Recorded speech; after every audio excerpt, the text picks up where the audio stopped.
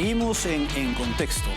Hace unos días el sistema eléctrico colapsó en Cuba, con lo cual toda la isla quedó a oscuras.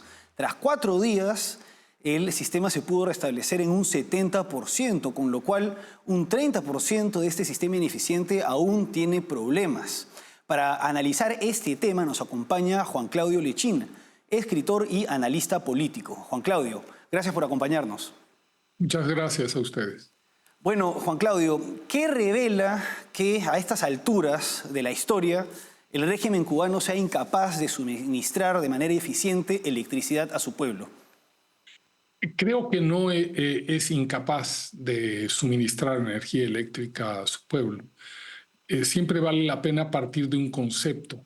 Y el concepto que he manejado en este programa y en general en mis trabajos es de que el régimen cubano es una transnacional político-militar de inteligencia. Por lo tanto, hay que ver si eso es a propósito o si es por incapacidad. Mira, yo te puedo dar datos desde los años 60, donde ya, vivía Fidel Castro muy joven, ya hostigaban, estresaban al pueblo cubano con cortes de electricidad y cortes de agua, con violencia callejera, todo para obligar al pueblo cubano a irse.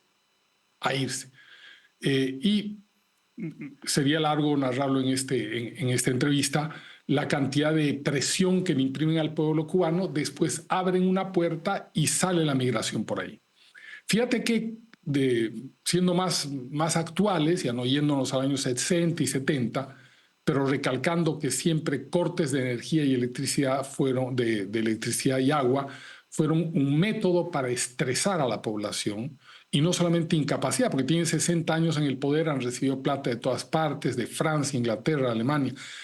Tranquilamente de Siemens podrían haber recibido maquinarias para hacer energía eléctrica de otra manera. Ellos trabajan todavía con petróleo, con máquinas que generan energía con petróleo. Si nos vamos más recientemente, fíjate que el fatal acuerdo, el infame acuerdo de Obama con Castro para establecer relaciones comerciales provocó 1,5 millones de fuga de cubanos hacia Estados Unidos, con lo cual se genera un doble beneficio para la tiranía. Por un lado, se deshacen de una capa poblacional que está estresada, que se empieza a poner en contra del régimen, y por otro lado consiguen remesas.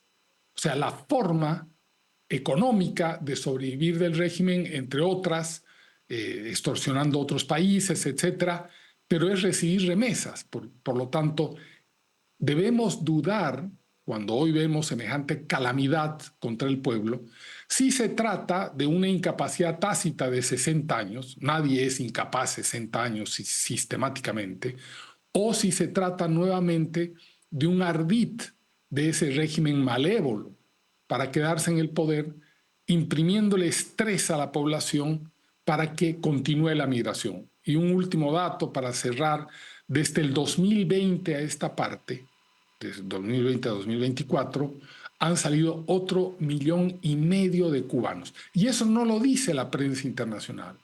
La prensa internacional sí, pone un titularcito, pero no insiste, como en el caso de las migraciones africanas a España y a Europa y las migraciones a Estados Unidos. No dice nada de la crueldad sistemática de ese régimen infame y oprobioso como es el régimen cubano. Ahora, efectivamente, al régimen cubano muchas veces le conviene que se retire cierta cantidad de población cada cierto tiempo. Tenemos casos como el éxodo de Mariel, el éxodo de Camarioca. En el caso de los balseros, ellos estaban impidiendo que la gente escape de la isla, pero era otro contexto. Ahora, en este contexto, si bien es una posibilidad que sea una medida llevada adrede, también está el hecho de que se generan protestas con motivo de la falta de suministros, y estas protestas pueden afectar al régimen. Además de que Miguel Díaz-Canel tuvo que declinar de ir a una cumbre internacional como producto de la crisis energética en el país, y además, según un economista cubano, Monreal, de apellido Monreal, el régimen ha invertido 9% de su inversión en general en energía eléctrica, en agua y en gas, mientras que 35% aproximadamente lo han hecho en turismo. Entonces, también hay factores que hacen pensar que se trata de una ineficacia e inoperancia histórica de la burocracia cubana que lucra pues de la pobreza de los cubanos. ¿Qué podría señalar en caso de que se tratara pues de incompetencia? Sí, indudablemente. Lo que pasa que, otra vez, si partimos del concepto de que son una transnacional político-militar de inteligencia, uno nunca sabe, a ciencia cierta, si se trata de una operación de inteligencia o de una incapacidad, porque tardaremos muchos años en develar. Hoy lo único que nos puede guiar es la historia, el modus operandi, pero en realidad no tenemos ninguna data de primera mano de algún subsuelo de inteligencia que nos diga que esto es nuevamente para estresar al pueblo cubano, y que sí, en este caso es como vaticinaron muchos en el pasado, de que era incapacidad. Yo lo veo en el caso venezolano también. Incapacidad de manejar la electricidad cuando Venezuela fue vanguardia de la instalación de energía eléctrica con la represa El Guri en los años 50. Entonces, que digan que la ineficacia en sustituir equipos Siemens en la represa El Guri, en el Caroni, me parece jalado de los pelos, porque tranquilamente un Estado pide incluso asistencia a Europa, y Europa, que no tiene mucho prurito, los socialdemócratas y los socialistas, se la darían de mil amores. Siguiendo tu línea, bueno, sí, ellos son muy incapaces para la economía. En líneas generales, no les interesa la economía porque ponen su inteligencia en función de la maldad. Ahora, algo que no sorprende es que vía X, Miguel Díaz-Canel culpa de la situación y de la crisis energética al llamado bloqueo y también a un ciclón. Y bueno, esto coincide que no creo que esté necesariamente relacionado, pero es propaganda, y recientemente se ha reunido con el jefe de la propaganda del régimen chino. ¿Qué podría señalar? Bueno, creo que esto sería una oportunidad para que distingas entre lo que se conoce y se entiende por bloqueo y la realidad del embargo comercial. Claro, lo que sucede con Cuba es que desde los años 60, de una manera muy eficaz, instalaron la frase de que Cuba sufría por el bloqueo de los Estados Unidos, cuando sistemáticamente Castro destruyó la economía cubana, destruyó la agricultura, destruyó la ganadería, destruyó los frutales, destruyó totalmente la economía cubana para capturar el país, desinstalarlo de Occidente e instalarlo en el bloque socialista. Hicieron lo mismo con Venezuela. Destruyeron la economía venezolana, destruyeron PDVSA para instalarla en el bloque antioccidental. De tal manera que es una operación político-militar regular. Hoy, con los años, evidentemente, la frase el bloqueo imperialista se ha vuelto como un bocadillo recurrente de la izquierda, una cosa facilista, boba, sin ningún contenido. Porque de los 180 o 190 países que hay en el mundo, solamente uno tiene un embargo comercial con Cuba. De tal manera que si Cuba produjera, no sé, lo que fuera, bicicletas, motocicletas, licuadoras o fruta, tendría ampliamente 180 países del mundo donde exportarlos. Ellos recurren, como siempre, a la propaganda. Ellos recurren, como siempre, a la frase vacía y al cinismo. Por eso es tan perverso este régimen, porque es invulnerable a cualquier crítica y a cualquier razonamiento.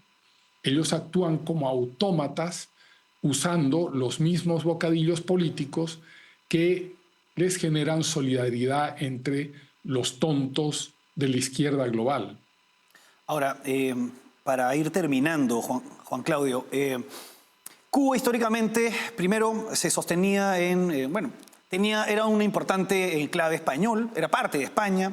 Luego, tras el llamado desastre del 98, se sostiene en Estados Unidos. Luego del triunfo de la Revolución Cubana en la Unión Soviética. Luego de la caída de la Unión Soviética en el régimen chavista.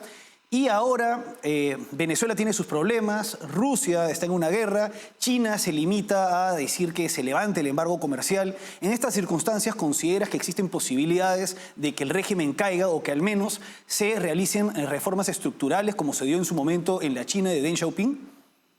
Sí, yo no creo porque en la China de Deng Xiaoping las reformas estructurales se dieron para sobrevivir ante la catástrofe de la economía y de una cantidad de estupideces horrendas que hizo Mao Zedong que llevaron a la muerte de 60 millones de seres humanos. No creo porque, otra vez, partimos del concepto, es un modelo político-militar, de tal manera que a ellos la gente no les interesa, la gente no tiene poder en las calles, o sea, una manifestación más, una menos, fuera de hacer una bulla internacional, no tiene un real poder de detener a esa tiranía. En el caso del capitalismo es distinto, bloqueas una avenida y frenas el capitalismo, porque el capitalismo se trata del transporte de bienes y servicios, etcétera, etcétera, de la población trabajadora. En Cuba no hay eso. Tú bloqueas una carretera y ¿qué vas a frenar? ¿El transporte de qué hacia dónde? Un transporte poblacional que va a visitar a su mamá o que viene de comprar leche o conseguir una cebolla en un pueblo aledaño. Pero en general no le puedes hacer daño al sistema como para obligarlo a caer, porque el sistema no tiene sus redes ahí. El sistema gana de otras partes, como tú bien lo has dicho, gana de la extorsión a Venezuela, a Bolivia, de estar instalado en Nicaragua, de succionar esos países y de las remesas. Su gran negocio es los 5, 6, 7 billones de dólares que les llegan de remesa del monstruo imperialista. Yo no veo que eso sea... Uno quiere que el régimen se caiga porque realmente una maldad tan sostenida a través del tiempo y que una gran parte de la humanidad sea ciega a verla después de tantos años, que no la haya visto en los años 60, bueno, era el encanto de Fidel Castro, no todos caímos en su embelezo, pero que con las evidencias, tanta gente desplazada, 20% de la población cubana ha sido desplazada de Cuba, tanto como la venezolana. Lo que pasa es que los números no se exponen, pero es así. Yo no creo que se caiga. Bueno, sí, pues efectivamente es lamentable que esta situación, y como bien señalas, es bastante difícil, como se ven las cosas, de que el régimen pueda caer. Tal vez hay un milagro cuando muera pues Raúl Castro, pero eso no se puede vaticinar hasta el momento. Bueno, nos ha acompañado Juan Claudio Lechín, analista político y escritor. Juan Claudio, como siempre ha sido un gusto tenerte con nosotros. Muy amable, muchas gracias. Bueno, vamos a una pausa y regresamos.